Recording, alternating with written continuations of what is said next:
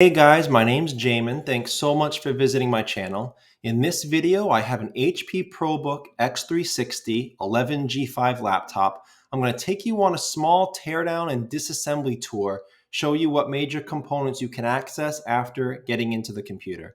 So first thing guys, power down your computer the correct way. Make sure it's off and unplugged from your charger. We're then going to flip it over to access our bottom case screws. Now you have these three screws on the right of my screen, these three screws on the left of my screen, and this screw here in the middle.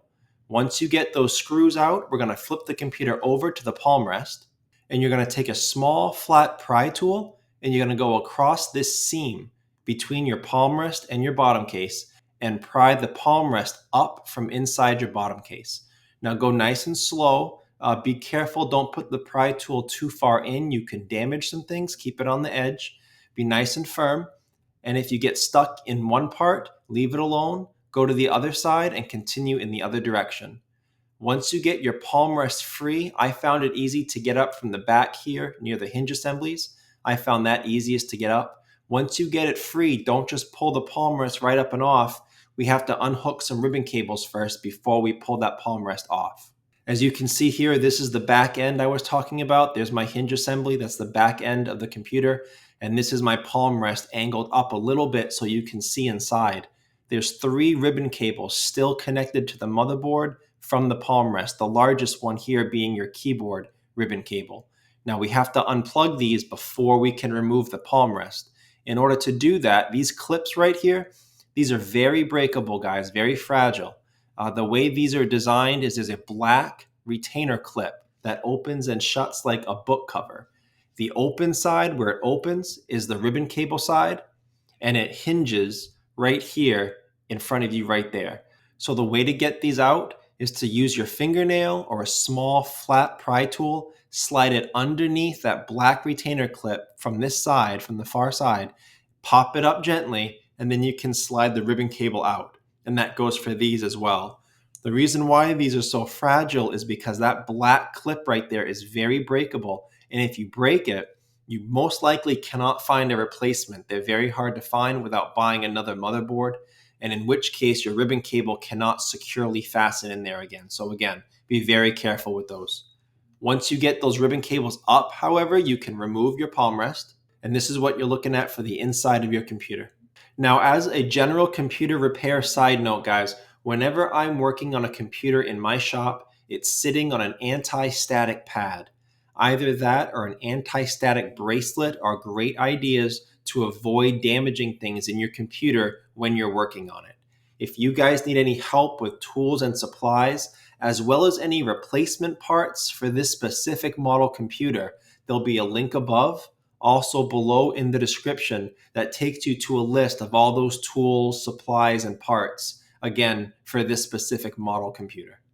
Now, before I touch anything in a computer, I always either remove or unplug my battery. The battery in this computer cannot be unplugged without removing the battery. So in this case, I would remove the battery.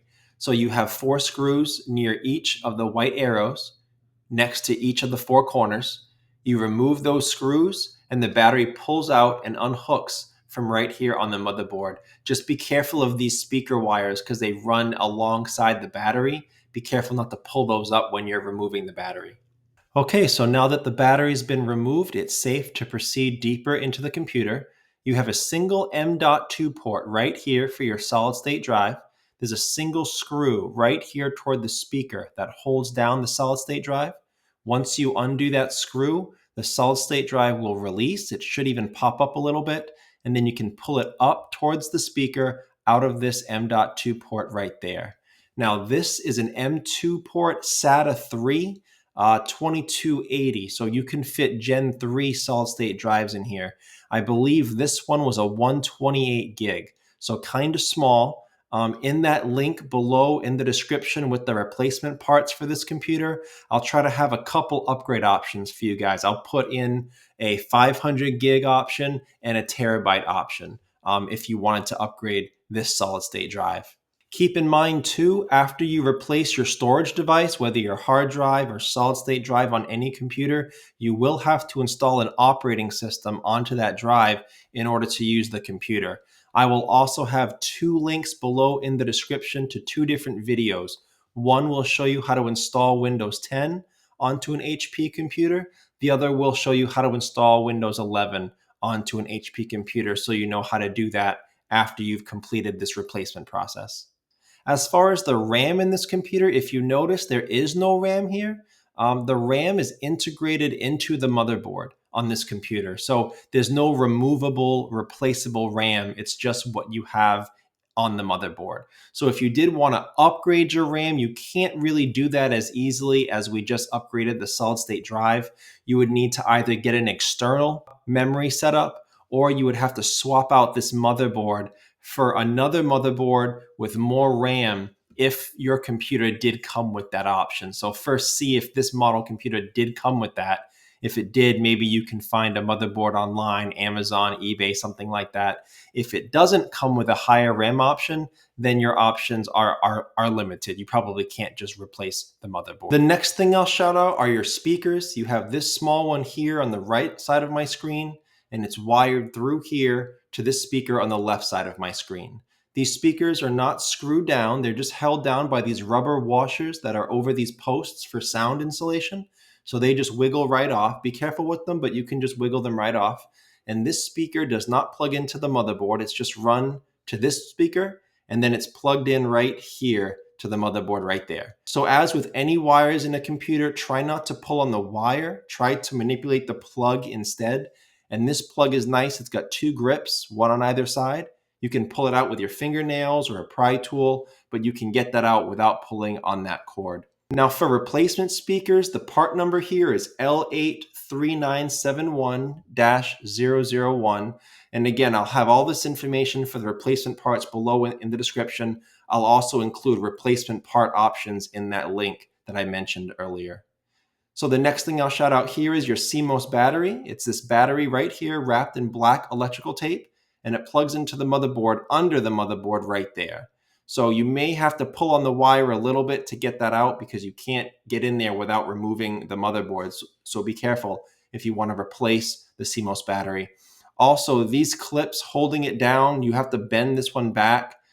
These are easy to break. So if you do break that and then the CMOS battery can't fit snugly in there again, just use some double-sided tape, and that should hold that down well enough. If you're not here to replace your CMOS battery, you just want to reset BIOS, you don't have to physically remove it. Just unplug it for 15-20 seconds, and that should be sufficient to reset your BIOS system.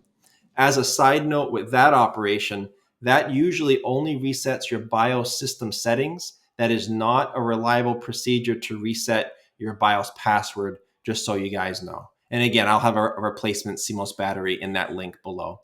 The next thing I'll shout out here is your Wi-Fi card down here. It's held in by a single screw right there, kind of like the solid state drive.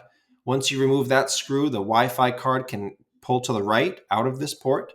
And these 2 wires here, those are antenna wire. They come down through this hinge assembly from the LCD assembly, and those are just snaps. You can unsnap those right off of that card. I'll have a Wi-Fi card replacement option below in that link as well if you need it. The Wi-Fi part number is L22634-002, and the model for this is 9560NGW. That information will be below in the description. Also, a side note, when trying to get the antenna wire back on, if you're not used to it, it can be a pain. Try to get it at a right angle and then push on it, but not so hard that you can damage it.